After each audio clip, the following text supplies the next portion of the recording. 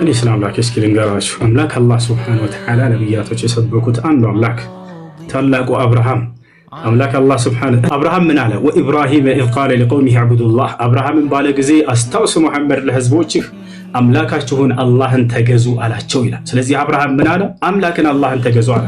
ታላቁ ለእስራኤል ልጆች የተላከው ነቢዩ ኢየሱስ ዒሳ ዓለይሂ ሰላም የድንግል ማርያም ልጅ የዛች የጻድቋ ልጅ ምን አለ?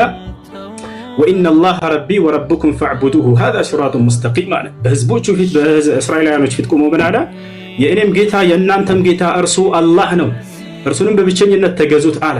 ነገር ግን ኢየሱስን ዒሳን ካደው ይሄ ሰውዬ እና ተከታዮቹ እኔ አምላኬን አምልኩ እያለ እየተናገረ ኢየሱስ ክርስቶስ ዮሐንስ ወንጌል ምዕራፍ 20 ቁጥር 17 ላይ ወደ አምላክ ያደርጋለሁኛል አምላክ አለኝ እያለ እያስተማራቸው አይ ተሳስተሃል ኢየሱስ አንተ ራስህ አምላክ ነህ ብለው ካዱት ክርስቲያኖች አያችሁ አይደል?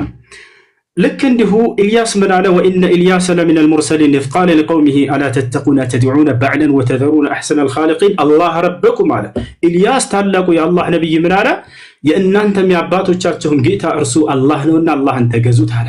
ያው ታላቁ ኑህ ምን አለ? ወቃለ ሱብሓነሁ ወተዓላ ሓኪየን ዐን ኑህ ዓለይሂ ሰላም ፊ ሱረት ሁድ ወለቀድ አርሰልና ኑሐን ኢላ ቀውሚሂ ፈቃለ ያ ቀውሚ ዕቡዱላህ ማ ለኩም ሚን ኢላሂን ገይሩህ። ኑህ ለህዝቦቹ ምን አለ? ህዝቦቼ ሆይ አላህን በብቸኝነት ተገዙት ከእርሱ በስተቀር ሌላ ማንም አምላክ የላችሁምና ብሎ ተናገረ። ስለዚህ እፎይ አንተንም ሆነ እንዲሁም ደግሞ ከአንተ ጋር እየተከተሉ ያሉ ልጆችን የማንኛውም የኢትዮጵያ ሀገር የልጆች ክርስቲያኖችን በጣም አዝንላችኋለሁ፣ በጣም እወዳችኋለሁ፣ በጣም እሳሳላችኋለሁ። ልክ ነቢያቶች ለህዝቦቻቸው እንደሚሳሱት የአብርሃም የኢስሐቅ የያዕቆብን የኢየሱስን የማርያምን አምላክ አላህን እንድታመልኩ ጥሪ ያደርግላችኋለሁ። ቆም ብለህ አስብ አንተ ልጅ።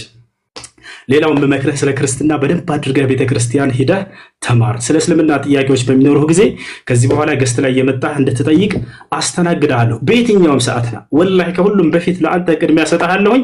አደራህን እፎያዬ፣ አደራ ጥያቄዎች ካሉ መተህ ጠይቀኝ። መልካም ጊዜ ይሆንልህ። ስለተገናኘን በጣም ደስ ብሎኛል እፎይ። እሺ